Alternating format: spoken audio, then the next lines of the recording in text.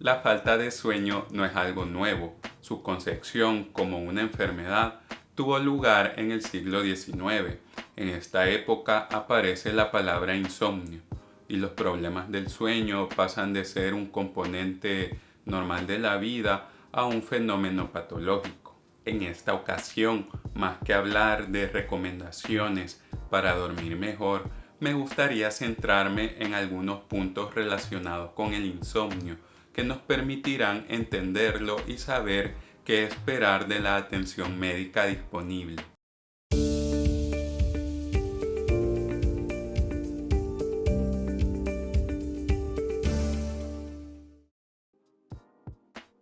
Que el insomnio aparezca como enfermedad en el siglo XIX no es porque antes no existiera la falta de sueño o que el sueño y su ausencia no hubieran sido de interés para los médicos.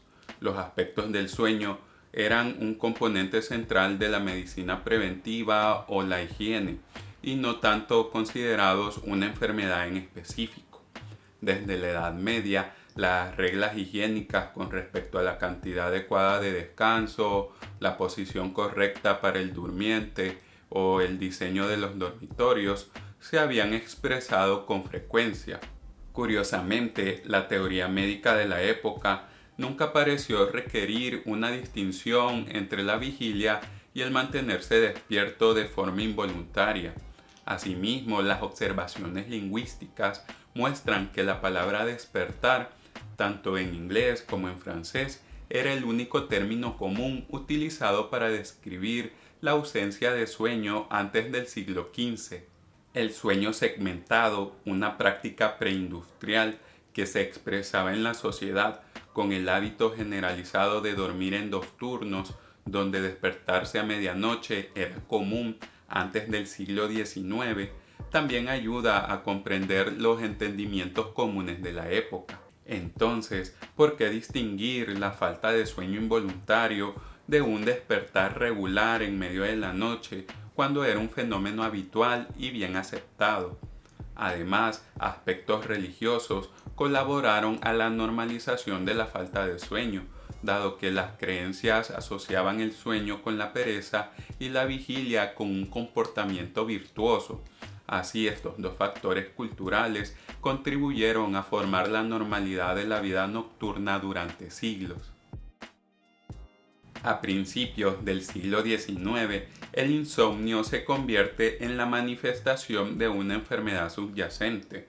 El insomnio sintomático fue descrito en numerosos diccionarios médicos, pero su significado clínico parecía siempre impreciso. El insomnio llegó a asociarse con tantas enfermedades diferentes que ofrecía poco interés desde un punto de vista diagnóstico o terapéutico. No obstante, esto permitió diferenciar el insomnio de la vigilia. Su concepción fue evolucionando a lo largo del siglo XIX de un síntoma irrelevante a una enfermedad específica y común.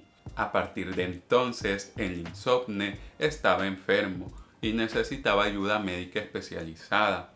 Este cambio en el entendimiento del sueño tuvo lugar en parte a las necesidades identificadas por los médicos ante los cambios que surgieron con la revolución industrial. Tales cambios también se visualizan en las demandas de los pacientes descritas según la literatura médica, en la que médicos franceses reconocen un número creciente de consultas de gente deseosa de encontrar tratamiento para su insomnio en esta época.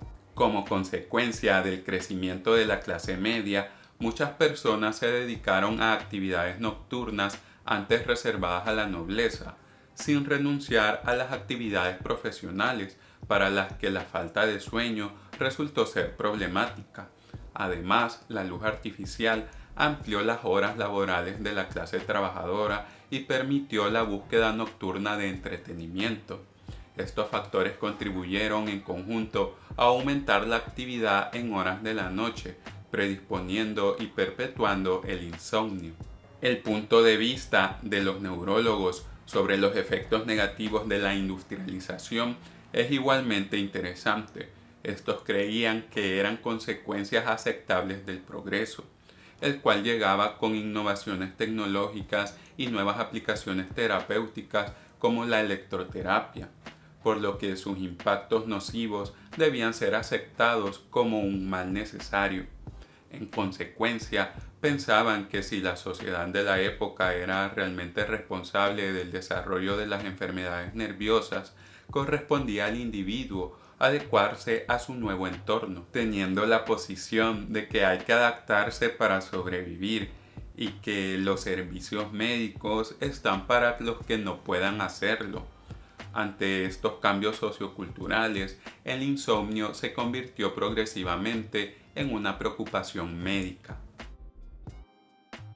Puede observarse que hay similitudes entre los factores relacionados con la dificultad para conciliar el sueño en el siglo XIX y a los que nos enfrentamos hoy en día.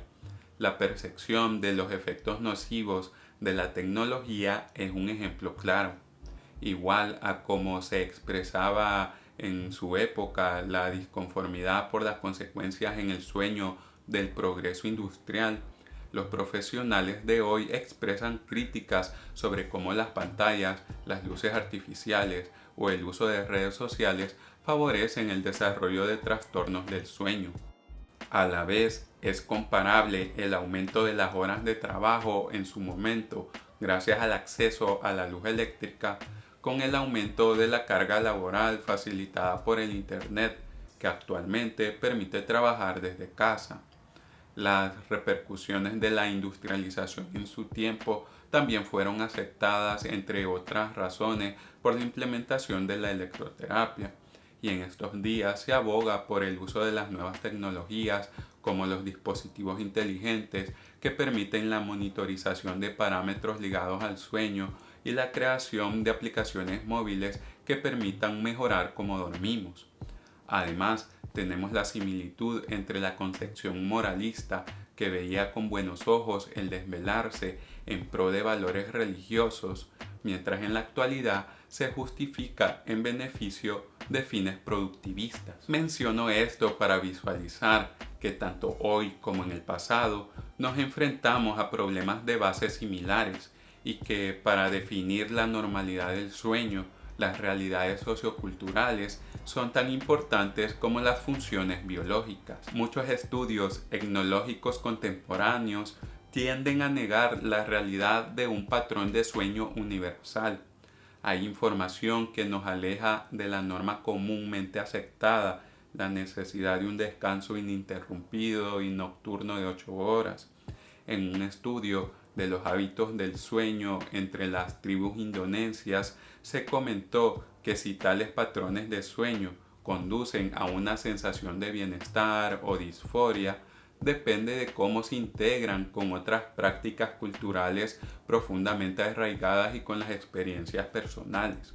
Esto independientemente de las funciones biológicas subyacentes que pueden verse afectadas por el sueño. No quiero que se me malentienda en este punto. No estoy negando la necesidad de un buen sueño para una salud óptima, sino más bien tratando de hacer referencia a que factores socioculturales y las percepciones propias tienen un papel sustancial a la hora de pensar si estamos durmiendo con la calidad y el tiempo suficiente, dado que un mal dormir desde parámetros biológicos no tiene necesariamente que expresarse en una sensación de malestar, lo cual indica la obligación de mejorar nuestros conocimientos sobre el sueño, el uso de mejores formas de cuantificar su calidad más allá de nuestras sensaciones al respecto y de valorar los factores socioculturales que pueden estar influyendo en cómo dormimos. Para muchas personas, el insomnio es una situación temporal desencadenada por una enfermedad transitoria o un estrés psicológico, pero para otros es un malestar crónico. Dependiendo de dónde se realicen los estudios, entre el 19 al 50% de los adultos informan experimentarlo, de los que la mitad lo padecen de forma crónica, con repercusiones para la calidad de vida. El insomnio es un diagnóstico clínico basado en el informe subjetivo de quien lo padece, lo cual es importante, desde el punto de que no hay un examen que nos certifique que padezcamos insomnio. Aunque esto no quiere decir que no sean necesarios realizar pruebas que midan cómo dormimos, dado que nos pueden dar claridad de algún problema de base que esté afectando nuestro sueño. Esta posible confusión tiene que ver en parte porque la palabra insomnio puede ser utilizada tanto para hacer referencia a una noche en la que no se pudo dormir, como a un trastorno crónico, tal como explico a continuación.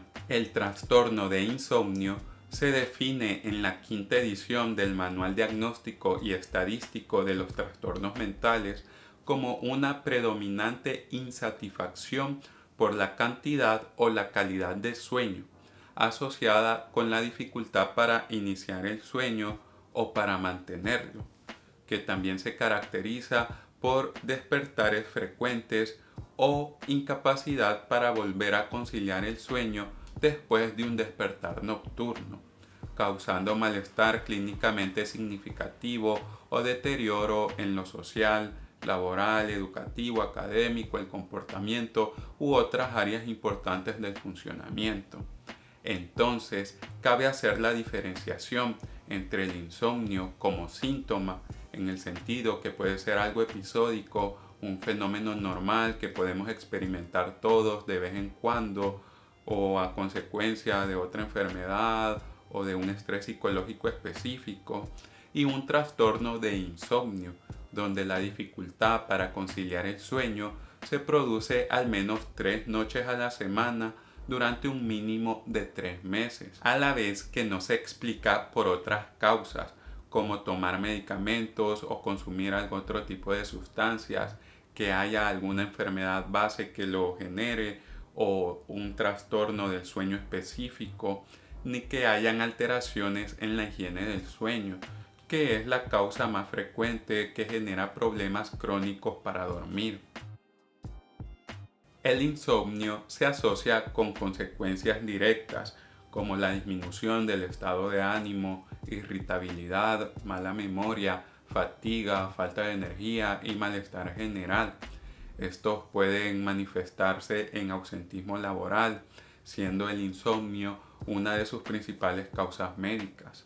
A la vez, el mal dormir se relaciona a la larga con problemas cardiovasculares, hormonales, neurológicos, cáncer, inflamación y obesidad. También debemos tener en cuenta las consecuencias prácticas de un mal sueño, especialmente la somnolencia mientras se conduce y su predisposición a accidentes. A la larga, los problemas con los que se asocia el insomnio aumentan la utilización de recursos de atención médica y los gastos en salud, reducen la productividad y causan alteraciones en el funcionamiento social.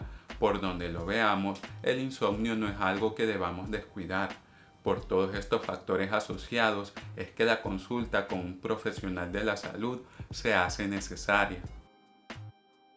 Es necesario clarificar si existe una causa biológica subyacente que cause los problemas del sueño, si se debe a algún trastorno específico del sueño o a un propiamente dicho trastorno de insomnio. El insomnio puede ser indicador de otras condiciones médicas, como los trastornos de ansiedad o los trastornos depresivos, el reflujo gastroesofágico, arritmias, congestión cardíaca, fibromialgia, migraña, epilepsia, hipertiroidismo, entre otros. En primera instancia, puede ser tratado por un médico general o de familia, al menos que se descubra una causa subyacente u otras necesidades que lo ameriten. Este te referirá a un especialista. Es posible que se te pida llevar un diario de sueño durante 1 a 2 semanas para realizar un seguimiento e identificar los factores que podrían estar causando insomnio. Típicamente no se requieren análisis de sangre o estudios del sueño, pero se realizan si se sospecha de otros problemas o cuando el insomnio es grave, resistente a la terapia, o en los casos donde la historia de duración y el tiempo de sueño no es confiable o no se puede determinar.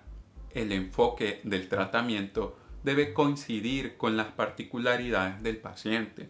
enfocado en la educación y en brindar herramientas que ayuden a controlar los síntomas del insomnio con el tiempo. Desde este punto, se considera al trastorno de insomnio como una enfermedad crónica ante la que se necesitan cambios en el estilo de vida y estrategias para prevenir las recaídas, en lugar de centrarse en el manejo de episodios agudos o crisis. El tratamiento, por mejor que sea, no puede garantizar un sueño perfecto todas las noches, y es algo de lo que debemos estar conscientes. El objetivo principal es mejorar el sueño en general y la calidad de vida de la manera más segura posible, prefiriéndose las opciones no farmacológicas al ser más efectivas y seguras. La terapia cognitivo-conductual para el insomnio tiene el objetivo de enseñar cómo mejorar los hábitos de sueño y ayudar a lidiar con el estrés o la ansiedad frecuentemente relacionados con un mal dormir. Esta se puede realizar en sesiones individuales, en un entorno de grupo, por teléfono, internet, aplicaciones móviles o libros. Esta es considerada el estándar de oro en el tratamiento del insomnio, con efectos similares o superiores a los observados con los fármacos. Y a diferencia de estos, se observa un mantenimiento del efecto después de que cesa la terapia. Sin embargo, puede resultar difícil acceder a la terapia cognitivo-conductual para el insomnio en comparación con la toma de medicamentos que inducen el sueño. Este tipo de terapia consta de 5 componentes principales: el control de estímulos, la restricción del sueño, también conocida como consolidación del sueño o restricción de la cama, técnicas de relajación, terapia cognitiva y educación sobre la higiene del sueño, y es lo que se debe buscar al solicitar este tipo de ayuda. Existen medicamentos para tratar el insomnio, pero no siempre son efectivos y no representan una solución al problema a largo plazo. También tienen riesgos, especialmente para las personas mayores, que pueden incluir caídas, confusión, somnolencia diurna y dependencia, por lo cual es necesario hablar con tu médico sobre si este tipo de medicamentos son adecuados para tu caso y cómo usarlos de forma segura, teniendo en cuenta que las guías clínicas recomiendan que en casos de trastornos de insomnio el uso debe ser por un periodo de entre 2 a 4 semanas y acompañado de la terapia cognitivo-conductual para el insomnio. Actualmente se desarrollan otras opciones para ayudar a las personas que padecen insomnio. En los últimos años, las técnicas de meditación se han vuelto cada vez más populares y es probable que sean eficaces para promover el sueño al reducir la excitación cognitiva y fisiológica. También podemos mencionar la terapia de exposición a la luz, donde la luz brillante se usa para sincronizar el reloj biológico, siendo especialmente útil la exposición a la luz de la mañana. Otra herramienta que está cobrando relevancia es la estimulación transcraneal, de la que datos preliminares sugieren que puede mejorar la calidad del sueño. Millones de personas están utilizando aplicaciones móviles y artículos portátiles, incluidas pulseras, relojes y diademas inteligentes, para recopilar y analizar datos relacionados con el sueño.